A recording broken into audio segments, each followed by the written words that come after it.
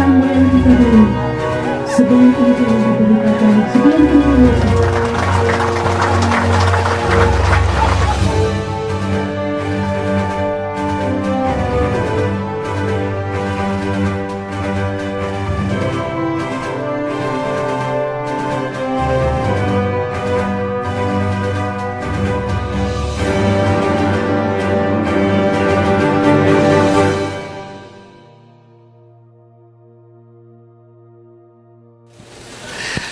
Yang terhormat Bapak Penasehat Gidi, juga mantan Presiden kedua tahun 70 sampai dengan 75, sampai hari ini masih hidup sebagai saksi untuk pendiri gereja ini, yaitu Bapak Kepabawa Nimbo. Yang saya hormati pimpinan wilayah Boko, Bapak Ketua Wilayah Boko, Bapak Potias Pagawak, Bapak Ketua Klasis Aiwa dan Ketua Klasis Bohoga. Yang saya hormati dan yang saya banggakan, kakakku Pater John Bonai. Sebelum saya menyampaikan satu dua kata dalam kesan dan pesan ini, saya menyampaikan terima kasih Ketua Panitia yang mengundang kami. Terima kasih wilayah Boho dan Ketua Klasis Aiwa dan Bohoga yang mengundang Dewan Gereja Papua untuk hadir di dalam kegiatan perayaan HUT Injil Masuk di Bokondini yang ke-67 tahun. Dan sejarah organisasi gereja kita lahir itu tanggal 12 Februari 63. Itu organisasi bukan berdasarkan Injil Masuk, lahirnya organisasi. Dan sekarang kita sudah merayakan 50 tahun jubileum sudah selesai. Pertama menyampaikan terima kasih. Jemaat selalu mengingat sejarah itu penting. Seperti drama tadi. Generasi hari ini mereka akan lupa tentang sejarah Injil Masuk. Tapi setiap momen-momen yang sangat penting menghadirkan drama seperti ini, mengingatkan kembali memorial.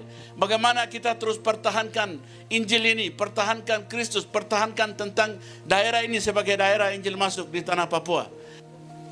Dalam ulang tahun ini, beberapa poin yang saya perlu sampaikan, yaitu adalah setelah tanggal 1 Mei itu integrasi Papua dimasukkan di dalam NKRI. Dan setelah masuk sudah pas 60 tahun bahwa cukup sudah orang Papua sedang menderita dan tersiksa.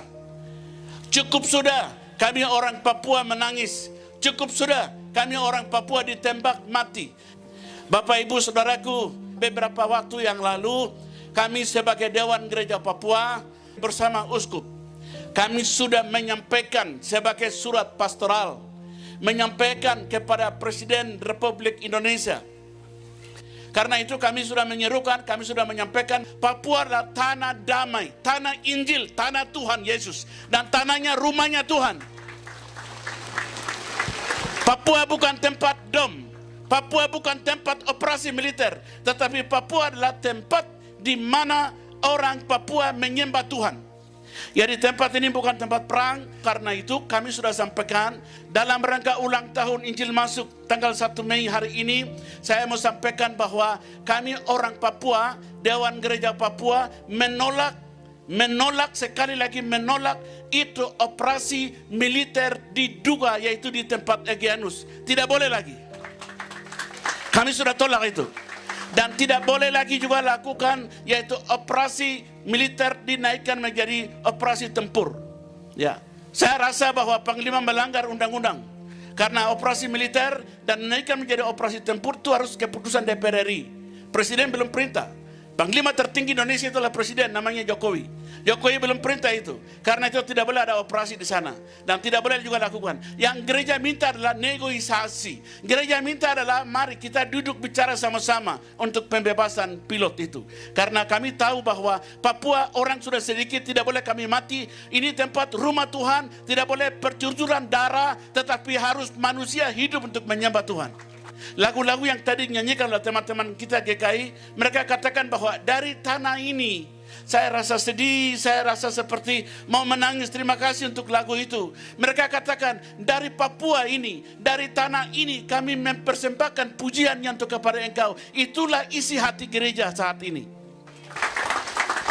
Itu pertama. Yang kedua adalah Bapak Ibu saudaraku yang dikasihi oleh Tuhan, tanggal 3 besok. Tanggal 3 besok tolong berdoa adalah Bapak Lukas NMB. Ya, waktu dia sakit dan mereka ada di sana. Ya, waktu mereka menangkap, Bapak Ibu semua sudah ikuti. Kita punya kader-kader yang terbaik. Bapak Riki Hampakawak dan Bapak Omaleng Bupati di Mimika. Karena itu dalam ulang tahun ini saya sampaikan kepada kita sekalian bahwa mari mendoakan mereka. Karena itu berdoa. Tanggal 3 besok adalah kita akan mendengarkan. Karena tanggal 3 besok saya minta di dalam nama Tuhan Yesus dalam ulang tahun ini Bapak Lukas dibebaskan tanpa syarat. Bapak Lukas NMB dibebaskan tanpa syarat. Mengapa? Karena Bapak Lukas sakit permanen. Itu satu. Dulu Soeharto waktu ditangkap masukkan di penjara, dia sakit. Karena alasan sakit dikasih keluar. Di luar baru sementara pengobatan mereka periksa dia. Bapak Lukas tidak boleh mati dalam penjara. Tidak boleh mati dalam penjara. Orang sakit harus dibebaskan. Karena itu tanggal 3 besok adalah tidak boleh lagi dia ada di dalam, tapi segera bebaskan. Dan ini surat kami sudah sampaikan. Dalam ulang tahun ini saya sampaikan anggota jemaat kita karena kedua Bapak inilah anggota warga jemaat gereja Injili di Indonesia. Gereja senang kalau hukum itu betul. Gereja senang kalau tidak melanggar hukum. Gereja senang kami tidak mau kalau kami korban hukum. Karena itu dalam ulang tahun ini saya sampaikan kepada kita sekalian bahwa mari mendoakan mereka. Ada dalam situasi yang sangat tidak baik. Dua hal ini penting.